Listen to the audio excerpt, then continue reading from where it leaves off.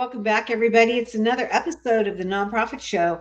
Our guest today, Wafa Dinaro, is going to challenge us to find out if we can get philanthropy to feed business, for-profit business, and what that might look like, and what's that nexus between business and the nonprofit sector.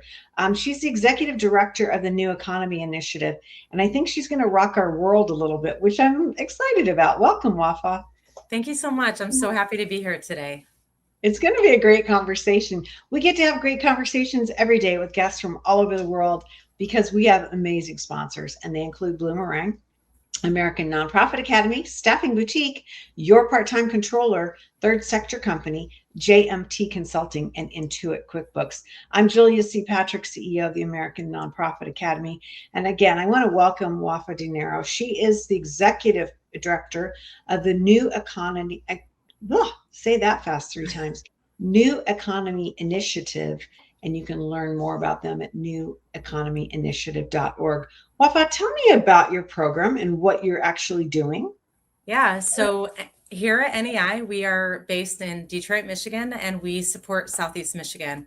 We are almost 20 years old now. We started in 2007, really on the cusp of Detroit's bankruptcy, and a group of foundations got together and said, how do we think about economic development? How do we think about the economy a little bit different? And NEI was sort of born as a philanthropic collaborative to really diversify the economy in Southeast Michigan and to really think about how our region could be less reliant on auto and we could think about a more resilient economy.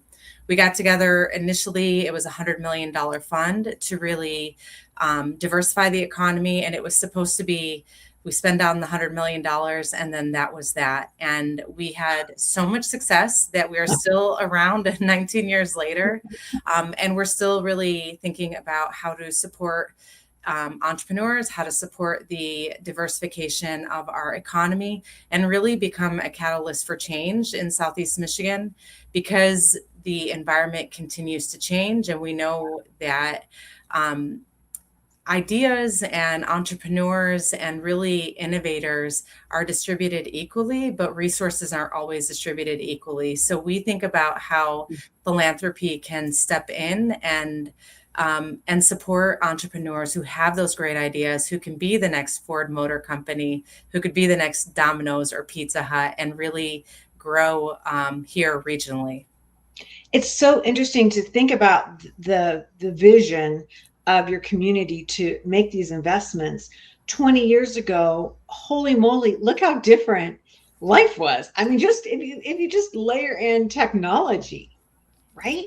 Yeah. How interesting to think that that group, that seed group, could be looking forward and then all of a sudden midstream say, we got to keep going as opposed to spending down. Could you talk about that a little bit? And is your fund still, working in the same way, or have you expanded? Yeah, so our fund has kind of changed. So we're at the Community Foundation for Southeast Michigan. So we are wholly committed to this region. And that's something that's really been consistent. But initially the idea was let's look at making our economy more tech and innovation based. And as we got into that work, we realized that we were missing out on a whole subset of folks, of entrepreneurs who weren't getting the support because they were the neighborhood store, they were the local mom and pop shop. And so we started to think about how do we support mainstream businesses? How do we support the local communities and make sure that they're getting the resources? And so we've had a couple of different iterations. And then at the point where we were like, we think we've had a really good run and we've done a lot of incredible work and the data has supported this work. Then COVID happened and we had to provide a different set of resources and a different response. And we're really, because we are sort of at the crossroads of the nonprofits and of the larger philanthropic organizations, we are able to see the forest from the trees. So we're able to take a step up and look at the entire ecosystem and support the nonprofits where they need support, and also bring in organizations and capacity that we know is missing from the ecosystem and really look at it holistically. So we're really in a special space where Mhm. um, where generally foundations aren't, um, Yeah. where the nonprofits are so in the weeds. We get to be a step up from that, but also Mhm. be the intermediary who knows and can collect all the data and can and know what's going on the ground as well. So 20 years ago, obviously you didn't know all that because you were just starting out. Um, how quickly did you all figure out not only is this working, but this collaboration can go community wide? I mean, because that had to be, frankly, a tough sell in the beginning, right? Yeah, and it's really been iterative. You know, we have, because we sit in such a special place. We can try things, we can pilot programs, and sometimes they work, and honestly, sometimes they don't work. Yeah. But we can do that and say, we're going to double down on this program because it's been so successful. We can do creative ways with capital. We can fund programs that um, might not be appealing to regular funders, but we know that this is a space where there's a gap and where we can try things out. And it's so incredibly impactful and fulfilling. And this work is so much fun to see and to watch these programs and to watch entrepreneurs and to see entrepreneurs come back to us, 5, 10 years later, because they're opening up their second, their third location, and because they're starting to grow and starting to scale because of the support that the NEI network provides in Southeast Michigan.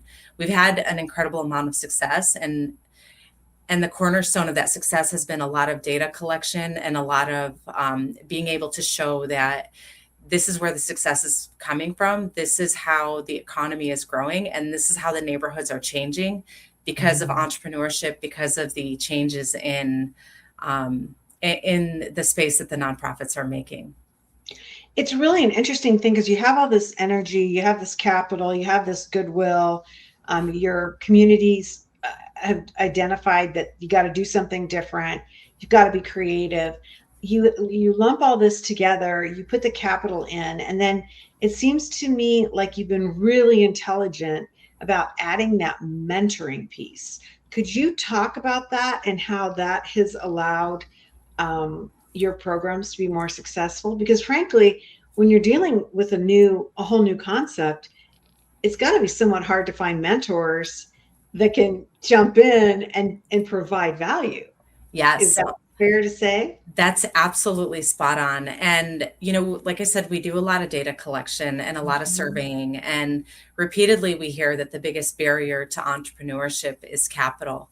But as we started to kind of dig into that, we found that it was a little more nuanced. It's not necessarily that they can't access capital. It might be because their finances aren't in order, or Mhm. they don't know what they don't know. And like, I'll use a cupcake shop, for example. Like, this woman knows how to make the best cream cheese frosting probably in the United States, and her cupcakes were incredible. But she couldn't scale, and it was because she didn't have her finances in order, and she didn't have an MBA, which most entrepreneurs don't. So she did what she did really well, but she didn't understand the back end of her business, and it became a barrier to her growth and to her ability to scale. And so we're able to provide her with a mentor. We're able to fund one of the nonprofits who has a group of mentors who can go in and say, great, I am also in the food industry. Let's look at your books, let's look at your operations, and really support the entrepreneur in her journey to be able to scale and take her business where she wants to go. And so it's really hard for entrepreneurs who do something really, really well Mhm. to know what they don't know. And we kind of are providing the mentors and the folks who have already gone through this process to be able to support them and to be able to provide that just a little bit of support that they don't know that they need. Well, and sometimes that support is the key that unlocks everything, right? It just is something that is so hard to measure and to even understand. Sometimes it's just nothing more than someone believing in you, right? And the Yes. power of that. I mean, that's super cool. That's really great that you identified that, because that in itself could be one of those pieces that helps you go forward in a way that you'd never know, right? Yes, I mean, absolutely. And wow. entrepreneurship, it feels like a lonely journey. Yeah. Um, and because the only other person doing something similar to you view as your competitor. But when you can find a trusted mentor who you can say, look, are my prices high enough? Like, are my margins where they need to be? And they can honestly and genuinely look at your data, and you don't feel like it's competitive, and it's incredibly helpful, and it's a piece of the ecosystem that is missing, and that entrepreneurs have always told us, I wish I had somebody who I could talk to about this. And Mhm. then when they get to the point where they're scaling and they're growing, they say, how do I give back? How do I support the Yeah. next entrepreneur so they don't make the same mistakes I made? And that's so cool to me when you get to see that, when you get to see the client come back as a supporter in any nonprofit work.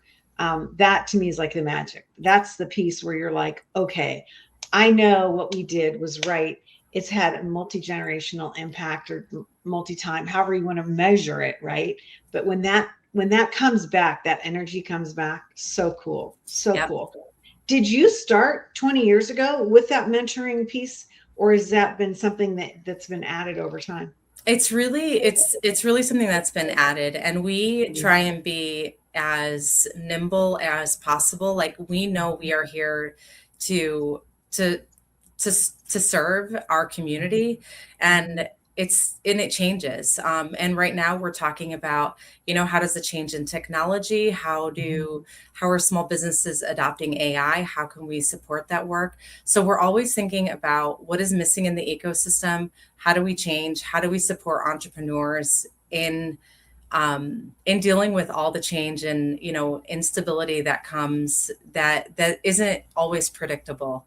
you know Right. we we were trying to support entrepreneurs in dealing with some of the tariffs and the instability that came with that last year, and that's not something we could have predicted. That's not something we No, would have planned for. no. So we always try and be as nimble and as willing to adjust as possible. Yeah, the responsive call, so critical. Talk to us about this business helper model that you've established. I'm absolutely fascinated by this because, frankly, I feel like in the nonprofit sector, we could use this across the sector as well. So, share with us what this issue Yeah. is. So again, like I said, we do a lot of data collection, and we did some surveying, and we found that the businesses that were engaged in our nonprofit ecosystem had incredible outcomes. But then there was also a huge gap, and it was businesses who just didn't know. And we didn't have a really good way of getting the information to people. And we kept hearing that, look, there's just no way for us to find all of we're funding all of these resources, and there's no good way to find them. So we partnered with SourceLink to create the Michigan Small Business Helper, and it's been just an incredible resource. We have all of our nonprofit partners on there, all of our grantees. We have how-to guides.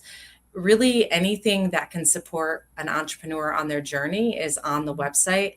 And it's been just an incredible way for us to get all of the resources into the hands of entrepreneurs, resources that are for our region specifically. They're Michigan based resources. They can Yeah, directly connect with a person at, right. say, like the Accounting Aid Society, and ask them questions about their finances. They can go to a retail boot camp at one of our other partners, or they could download a how-to guide and walk through, say, a process to get a certificate of occupancy if they want to open a brick and mortar. And so we really wanted to make it a one-stop shop for entrepreneurs. And then on the back end of that, that website, we are able to track the journeys of the entrepreneur. So we're able to better understand this entrepreneur has gone to these two different nonprofits, and they've been able to increase their revenue by X amount. And something about this combination of nonprofits is really magical, and we can start to put and build more capacity in building those relationships and supporting those nonprofits. Sure. So absolutely riveting to think about all these tools in place and how they've changed over the last 20 years. I mean, you mentioned just the disruption of COVID and having everybody to navigate that, and then these tariffs that came in with this administrative change. Talk to us about how you see or learn what what the marketplace needs. I mean, is it something that you're guessing? I mean, you're using surveys and trying to figure things out, but I mean, who could have planned for COVID, and how quickly have you been able to shift, because things are changing all the time? Yeah, so that's a great question. And things are always shifting all the time. And we're incredibly fortunate that our funders have allowed us to adjust and shift based on what's happening in the economy. And it's really hard to predict what's going to happen. I mean, we talk about a 5-year plan, we talk about what's happening in 10 years, and we know where we want to go, and we know where we want to see the economic work go and grow. But we're also realistic that we can't predict everything, and there's a whole bunch of factors that are completely out of our control. And we try and stay open and nimble to be able to adjust to those. So as we think about, COVID, there's no way we could have predicted a pandemic, and there's no way we could have predicted that the entire state would be shut down, and we would have to respond to businesses not bringing in any revenue, but still having to pay their rent and their utilities. And that was something we were able to shift and, do direct grants and be able to respond as we needed to. Amazing. Now, over the trajectory of 2 decades, and I think it's so cool to see how you've been flexible and you've responded to different things. How many businesses are we talking about? Like, what is that number looking like? I've got to imagine that it was smaller in the beginning and it's ramped up, to current. But what does that landscape look like? That's a great question, and I think the last time we support about 800 to 1,200 businesses a year. And we're hoping that, that continues to stay. But also on the other end, we also hope to work ourselves out of a job. At some point, we want our economy to be so robust, and we want entrepreneurs to be doing so well and have the infrastructure here that we don't need to be here. I don't see that happening in the next couple of years, but I really would like to work ourselves out of a job. Yeah, I love it. Is there a certain trajectory that most of the businesses are following? I mean, do you have more tech versus food, healthcare? Like, what are some of these major sectors that you're seeing interest in from these new startups? It's a great question. And our region does food really, really well. We're able to, I mentioned a little earlier, like Little Caesars and Domino's, those both started here. We have a history of really successful food enterprises, and that continues to be the case. NEI supported McClure's Pickles a few years ago, and now you can go into Costco and get their products. Like, we do food in this region really, really well, and that continues to be a trend. We're also, manufacturing, and our region has a very strong automotive background in manufacturing. So we continue to be innovative, and we've had a real growth in the innovation and tech space over the last 10 years or so. I know that part of our country, and especially in Michigan, has had some population shifts as people have move to other parts of your state. Do you feel like there's any nexus between what you all are doing and the population and people coming back in, or possibly even staying in your region? Oh, absolutely. I mean, people want to live in places where there's economic growth. People Yeah. want to live, play, and work in spaces where there's, local restaurants, where there's things to do, where they can Mhm. ride their bike to the local ice cream shop with their families. Like, and that's really a part of what NEI is doing. We're really building neighborhoods. We're Mhm. really making sure that the main streets have local businesses, but also we're thinking about the entrepreneurs and how they're building their own generational wealth, how Yeah. they're building, they're helping build communities, they're hiring people. Like, entrepreneurship is such a core pillar of building neighborhoods, building communities, and rebuilding entire communities. Yeah, it really is. And I think it's easy to think or not to think about it, right? In a disenfranchised society where we're more digital in some ways, to think about what you just said, getting your family on bikes or just walking to get an ice cream. I mean, there are people that have probably never done that in their young life, right? Because it's somewhat novel now, right? Versus understanding. Very interesting, very interesting work.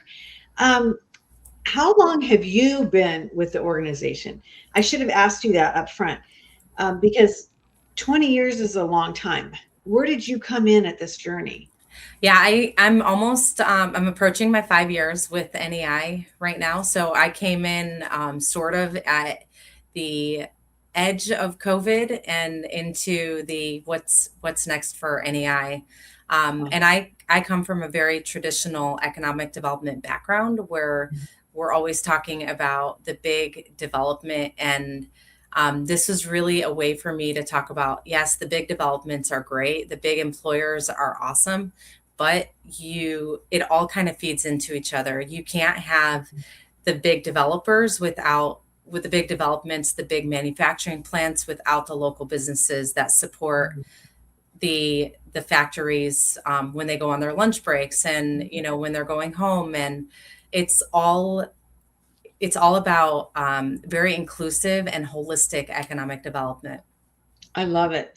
Okay, now this is like the big, I warned you in the green room. This is going to be the toughest part of the interview and conversation, because I've got to ask, where do you see yourselves in like 5 or 10 years? Like, this is such a huge issue. I mean, our concept of what an economic engine is and what they do is being rewritten, I feel like, right here and now. So Yes. then how do you as an organization keep the momentum up, keep funding up, keep your brand promise going, with all this change? And what will that look like, or what are you planning for in that 5 to 10 year frame?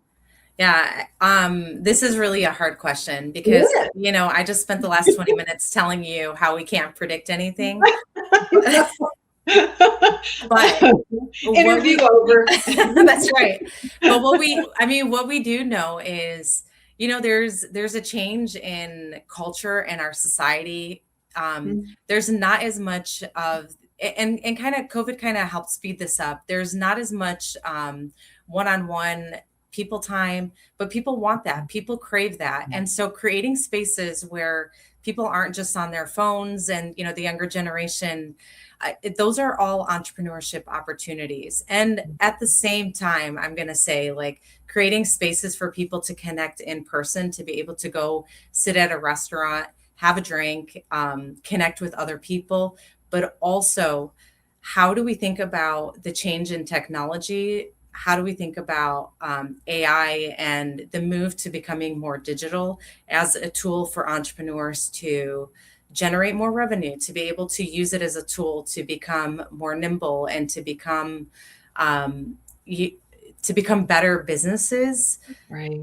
while at the same time finding and bridging bridging the gaps of what people want. I mean, I think more and more as we become more dependent on digital, people are looking for spaces where they can connect with other humans. I agree. I guess also got to think that a big factor for you all is that you can go back 2 decades and demonstrate success, so that as these things change and you've been able to, navigate some pretty heavy duty issues. And let's face it, you're in a part of the country that has a lot of issues that are changing anyway, right? It's not just the national or global thing. You have regional differences. Um, do your do your funders and partners still have confidence, or is that confidence growing so that you can navigate these 5 and 10 years, more smoothly, or do you battle with that? Yeah, I mean that's a great question, and I will say it depends on the funder. We've had some funders who Mhm. have been with us from the beginning and Right. continue to have confidence in the work. We have other funders who, you know, stuck around with us for 15 years and then their priorities change, so they are no Yeah. longer funding us. But then we get new funders to come on board who are committed to entrepreneurship and economic mobility. So it really ebbs and flows, Yeah. and we know this, and as economic conditions change, we know that funders priorities change when you know they need to put more money towards food banks. We Mhm. understand that, and we know that's people have to eat before they can think about building generational wealth and building the local economy. And so it ebbs and flows. We are incredibly lucky, and have the commitment from several funders who are committed to this work and really committed to Southeast Michigan. Super interesting. I know that your part of this country is in flux. There have been so many um, new things come about. The foodie scene is something that I think shocks a lot of people about how it's really taken off, and it's really high end. It's really exciting. Anybody that follows the culinary, topic, will know this, and so that's really fun to see something that's completely unexpected, that you all have been able to jump on board and get behind. Very, very interesting. Yeah, and I always recommend everybody come to Detroit. I think it's the best place in the country, hands down. I mean, we have so much culture, so much history, Yeah. so much amazing food.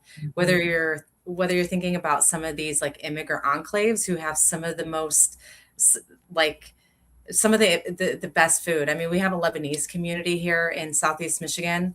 Um, that has the best food you can get anywhere in this country. And then we also have an emerging,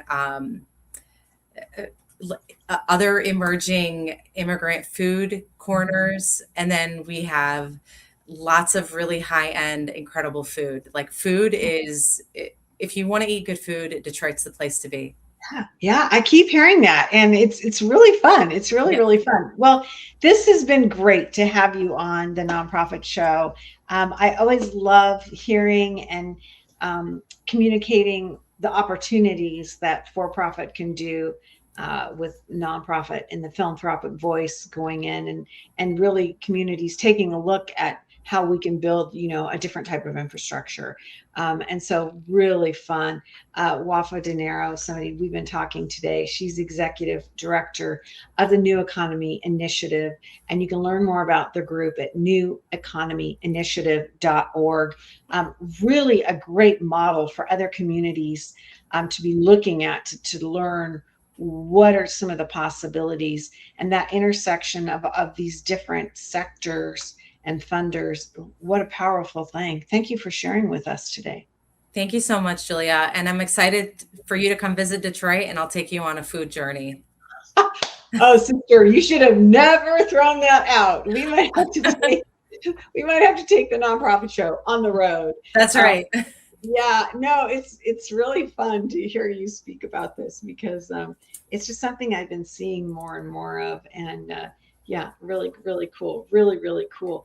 Um, Again, check them out. What an interesting approach, and I love this navigation of so many different sectors, looking forward on how to build a community. We get to build communities each and every day because we have amazing partners as well. They include Bloomerang, American Nonprofit Academy, Staffing Boutique, Your Part-Time Controller, Third Sector Company, JMT Consulting, and Intuit QuickBooks. These are the people that make a difference in our lives all across this country each and every day. Wafa, as we end our episode of the Nonprofit Show today, we end with this mantra, and it goes like this: to stay well so you can do well. Thanks for joining us.